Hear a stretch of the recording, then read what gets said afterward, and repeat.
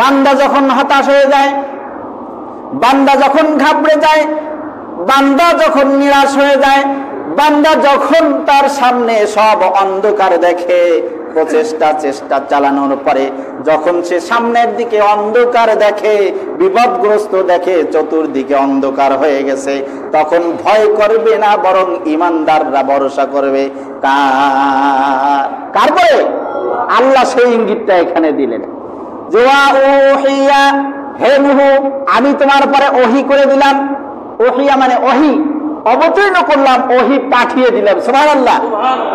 وَأُوحِيَ إِلَى نُوحٍ أَنَّهُ لَن يُؤْمِنَ قَوْمُكَ, তোমার সম্প্রদায় যারা ঈমান এনেছে এরা ব্যতীত আর কেউ নতুন করে ঈমান আনবে না, ইল্লা মান ক্বাদ আমানা, কেবল যারা ঈমান এনেছে এই পর্যন্ত, এর আগ পর্যন্ত, এছাড়া আর কেউ ঈমান আনবে না। সুতরাং তোমার চিন্তা করা লাগবে না, হতাশ হওয়ার দরকার নাই। এরপরে আয়াত আল্লাহ বললেন, সুতরাং তোমার হতাশা তো দরকারই নাই, তোমার চিন্তিত হওয়ার তো কোনো দরকার নাই, তোমার ভেঙে পড়ার কোনো দরকার নাই, নিরাশ হওয়ার কোনো দরকার নাই। তোমার এইবার একটা কাজ আমি দিতেছি। সুবহানাল্লাহ।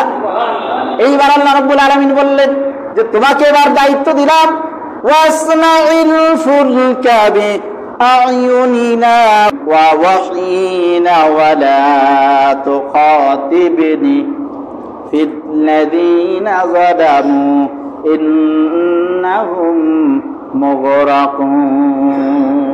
ভয় করো না, এইবার তোমার কাজ হলো তুমি একটা কিস্তি তৈরি করো। সুবহানাল্লাহ। কিস্তি তৈরি করো মরুর প্রান্তরে।